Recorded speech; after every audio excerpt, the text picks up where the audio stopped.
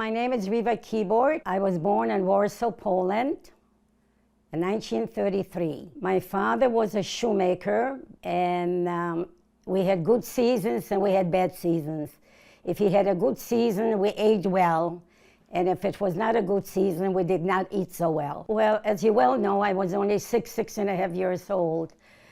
The good memories are the holidays that we celebrated, the love of the father and the mother, the families being together. That was always wonderful, very good memories.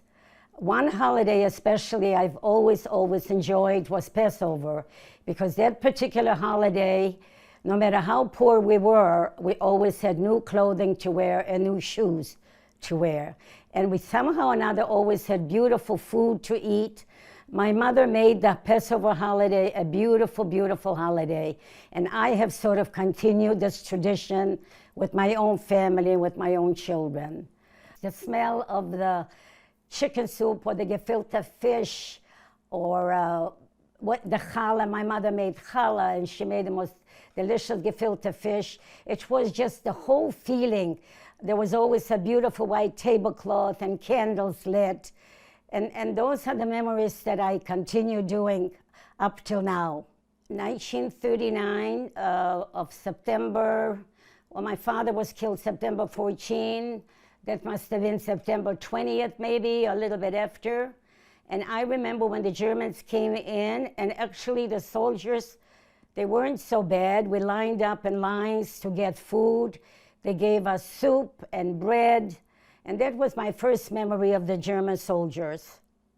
And they, like I said before in my story, they were not that bad, but we learned later on what it was going to be like. My father was killed by a bomb. When they're bombing Warsaw, my father was killed in 1939, September 14, Erev Rosh Hashanah. And the reason he died, he went out looking for my sister, my older sister, Hannah. She had gone back to the house, to the other house where we were living, because during the bombardment, we had moved in with an aunt. And my father went out of the court, and he could see where the bombs were falling, and he wanted to find where my sister was. And he ran towards the apartment, and he never came home. He never came home.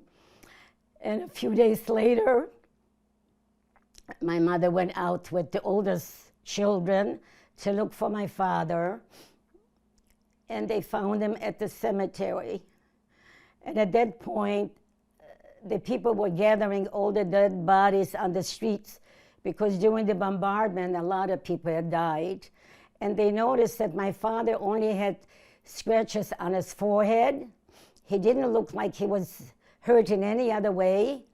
And somehow or another, we always thought that either he was trampled to death while the people were running, or it could not very well have been a heart attack, because he was only 42 years old. The Warsaw Ghetto towards the end looked like people walking around like zombies, dead bodies. There were, every morning when I would get up in the morning and go out of the court into the streets, I would find dead bodies, naked bodies, children bodies, people who had starved from hunger. And the reason that they were all naked was that a lot of people took off their clothing, either for themselves or to sell it. It was the most devastating place to live in. The starvation, the dirt, the hunger, it was like I said, like walking around dead people. They took away everybody's dignity, you know? Where they treat you like you are not a human, a subhuman. They thought we were not human beings. The first thing they started to starve us, first they started taking away the men, the healthy men. Then they started taking away the healthy women. Then eventually the ghetto was left with older women and young children. And when a man who would walk around the street with a beard or with a black hat or black suit, they would go over him, catch him on the street, try to cut off his beard, take away his clothing. This is what I mean by taking away his dignity. I was very, very hungry, and came in, and I told my mother that I was hungry, and she said to me, Reva, I have nothing to give you. There's nothing to eat. What you should do is take this big rubber ball and go out and play, and you'll forget that you're hungry. And that's exactly what I did. I went out in the courthouse, in the courtyard, with this big rubber ball and played, and eventually the hunger never went away. I was always hungry, always pain in my stomach of hunger. Well, you know, being, Steve, that I was so young, I only heard what people were talking about. I mean, they knew that the people are going away and nobody's coming back. Originally, they claimed that they're taking him to work. But eventually, we realized that it's more than just work. They took him to death. Well, it was July of 1942. The Germans were trying to liquidate the ghetto. They were trying to take everybody out of the ghetto. I had two sisters, Edda and Mendel, who are no longer living. They were working on a farm for Polish people. And while they were working on the farm, they had heard that the Jewish people are being killed in Warsaw. All the people are being killed and taken out of the ghetto. So my two sisters, Edda and Mendel, came back to the ghetto to try to save us. And when they came into the ghetto, they realized what was happening. So they came into our apartment, and my mother and my other sister, Masha, who was taken away with my mother said to them, to my other two sisters, Edda and Mendel, you take Reva and you go. Leave, I will follow you. So my sister, Edda, took me, and my other sister, they went to the Aryan side. They were pretending that they were non-Jewish girls. The whole time while they were in the ghetto, they were smuggling from the Aryan side to the ghetto. So they were wearing crosses, they spoke perfect Polish, so nobody would have suspected them that they're not Polish girls. As for me, I did not speak Polish at all, because I never had a chance to go to school. When I was ready to start school, the Germans said I cannot go to school because I'm Jewish. So my mother had said to all of us, you go ahead and I will follow you. Well, unfortunately, we left, and we were a little bit too late. We were actually ahead of my mother a little bit, and as we were leaving, the Germans came and took my mother and my sister and my aunt and her child, and they put them all on trucks. And then later on, as we were standing in the Aryan side, pretending that we were Aryan girls, we saw my mother and my sister in line with all these people that were taken away. And my sister pointed to us, my sister Masha pointed to us, don't come near us, don't come near us. They knew that if we would come near them, we would be taken away too. And that was the last time I saw my mother. I never saw her again. You okay? Take some more water. We left the ghetto in 1942. We decided to go to a small town called Demblin, which was my mother's hometown. And when we got to Demblin, we were looking for aunts or uncle, hoping that somebody had survived. And we got to Demblin, and we realized that all the Jews had been gathered around in a square. And we walked the town pretending that we were Gentile little girls. And we walked towards all this group of Jews, but they wouldn't let us in because they thought we were not Jewish. But eventually at night, I had an uncle, my mother's brother-in-law actually. He knew who we were, and at night, he came and he took us in with all the Jews. And we were put on trains and taken to a camp called Demblin. And I was in that camp from 1942 to 1944. And that was a slave labor camp. At that point, I was already 8 years old. That camp had children. We had about 11 children, and I was the oldest among the 11. And most of the inmates of the camps went out to either gardens, to do gardening for the Germans, to grow vegetables for them. Some of them were going out to the airports to build airports. And we were warned ahead of time, if anybody brings in any potatoes or any kind of vegetable, would be killed. And eventually one morning we all got up and a man was hanging in the yard, right in the middle of the camp, because this man had smuggled in some potatoes. Well, the camp was, you know, they had barracks, and we had bunk beds, well, not bunk beds. They had three layers of bunk beds, you call them, and dirt, lice, a lot of lice, a lot of bugs. We laid on straw, no blankets. They gave us sort of a green blanket. Food was mostly soup and a piece of bread, dark bread, and the soup contained mostly white worms and cabbage and whatever else. But like I said before, when you're hungry and you want to survive, you eat whatever you get. Well, actually, the story is about a little girl who has lost her mother and father. And she's asking God, where is God? Why am I being punished? Why isn't somebody doing something about it? It goes like this. Dort in dem Lager, in a Winkele bei Nacht, sitzt a Jiddisch Mädele, abgerissen und vertracht. Von Wagen gespringen, mit dem Leben resikiert. Wie hat man mein Taten, mein Mama nach Weg geführt?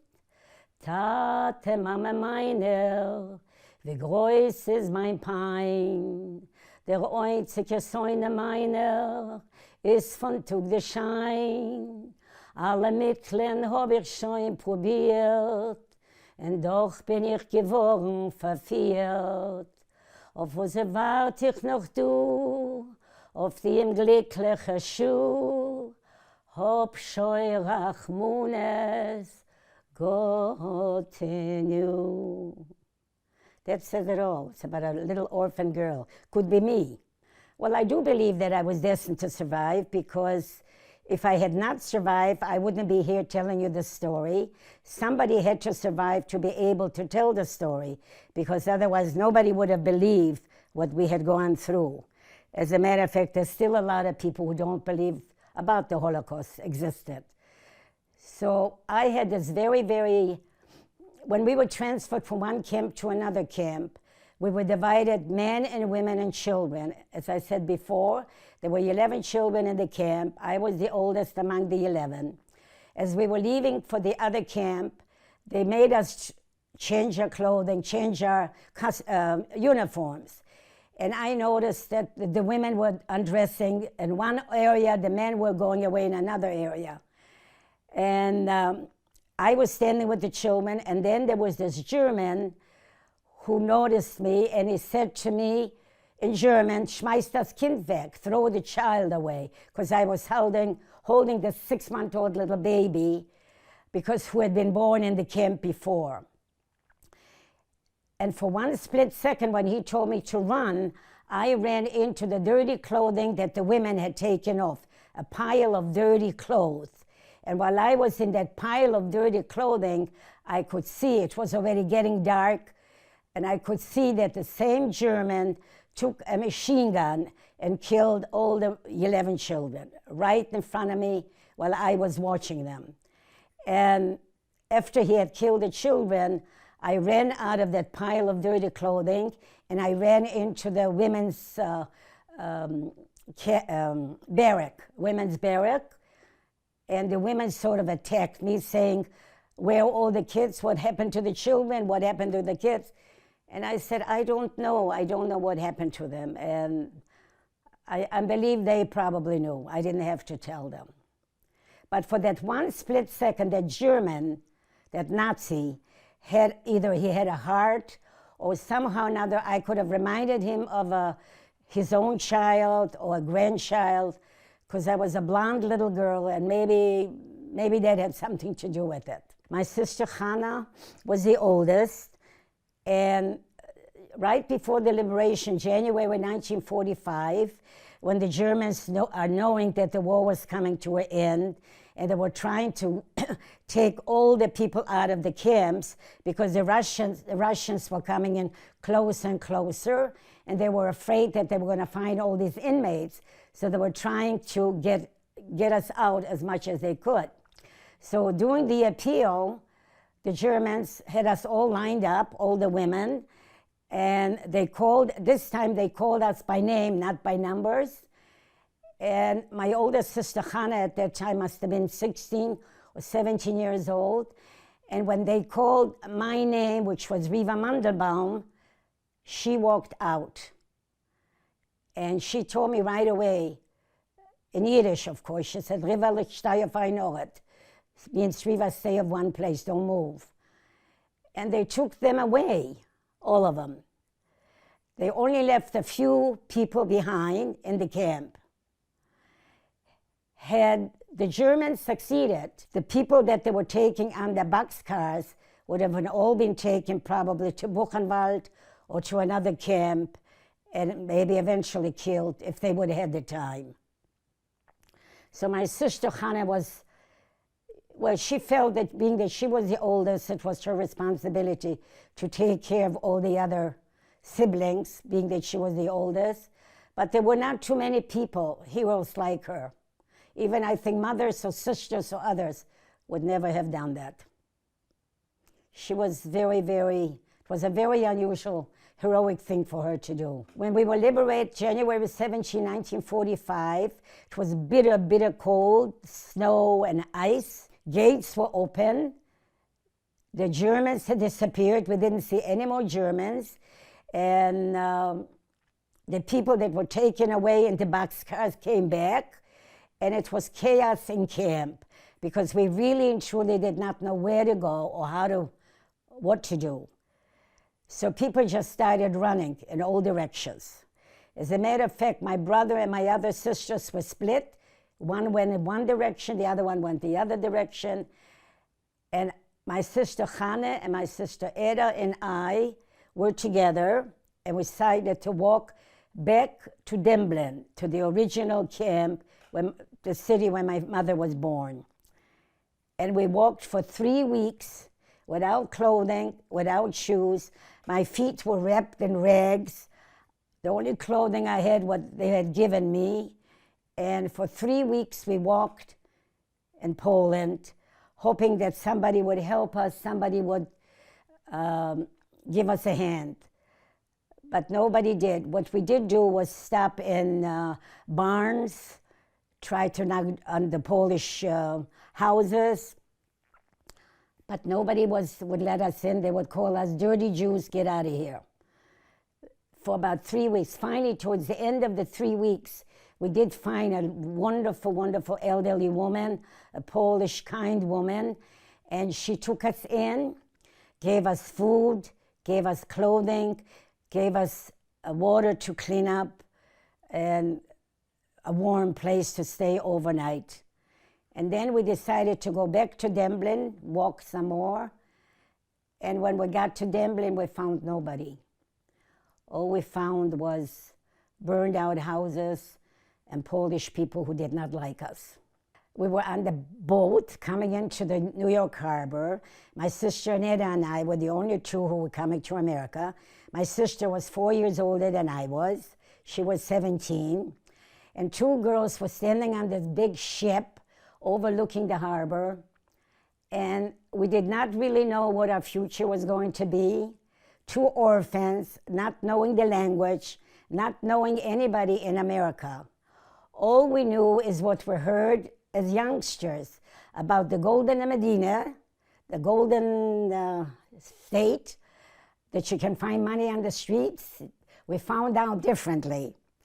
But the lights and the I cannot even begin to describe. What happened when we got off the boat, there was people waiting for us from the Hayas, and they gave us hot milk and donuts and Bismarcks, and I still blaming them for doing this to me because I think they introduced me to those sweet things. It was very funny. Anyway, they took us on a bus riding through Manhattan, and it was unbelievable beautiful. The lights, the neon lights, and the people, and it was amazing, absolutely amazing.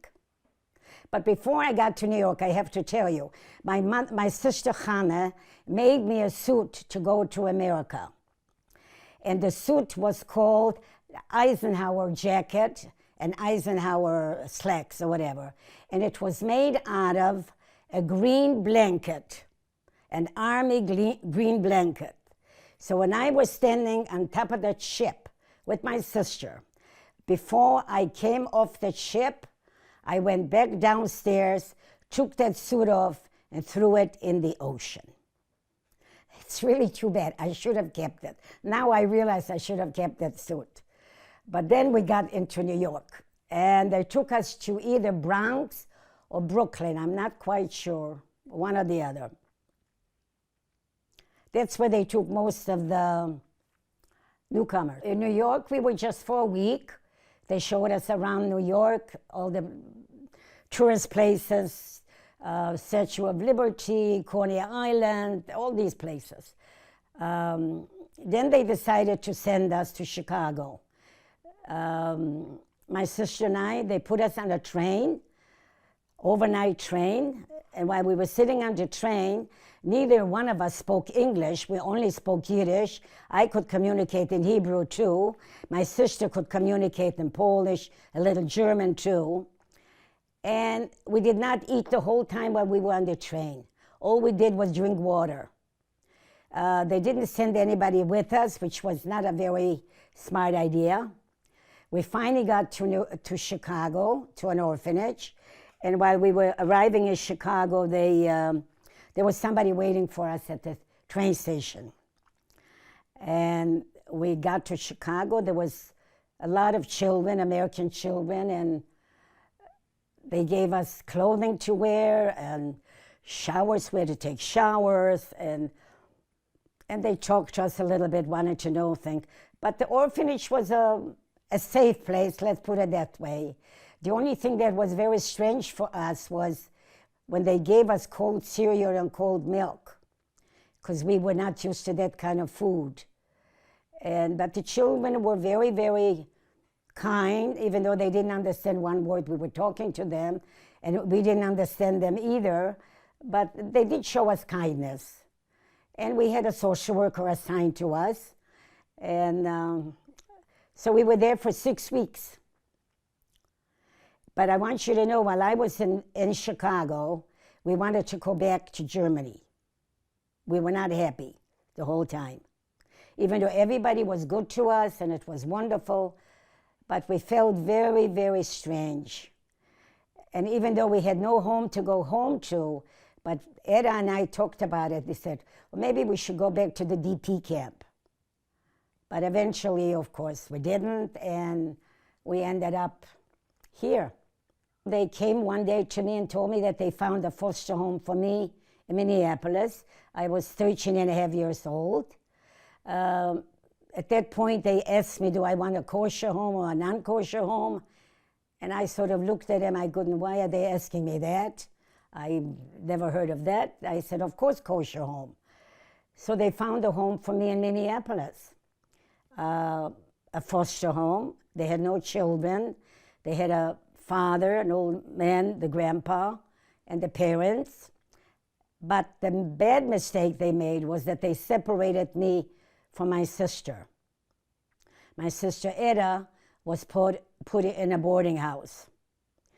But she was close enough to me in the neighborhood that I was able to see her every day. I don't like to see anybody that is treated with cruelty or disrespect. I think everybody should be treated evenly, with respect, no matter what, or no matter who they are or what they are. I don't like what is going on right now in our country. It bothers me a great deal when I see somebody who's hungry. It bothers me if I see a homeless person. It bothers me when I see people standing in line for food, because all these things come back to me all the time, because I was once upon in that situation.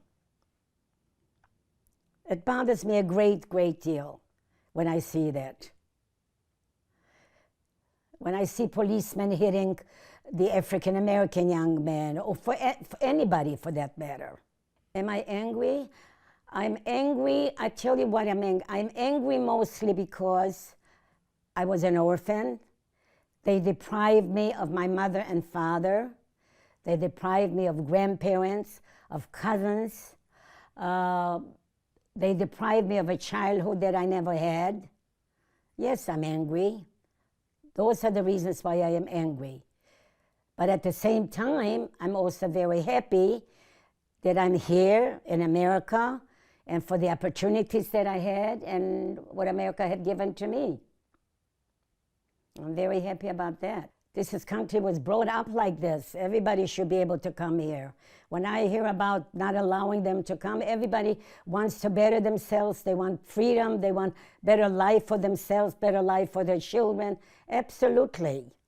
They should be able to come into this country. As you well know, most of the survivors are either in their late 90s, middle 90s, 90, and they're dying out so quickly. A lot of them are dying out. I was one of the youngest in my camp. I survived when I was 12.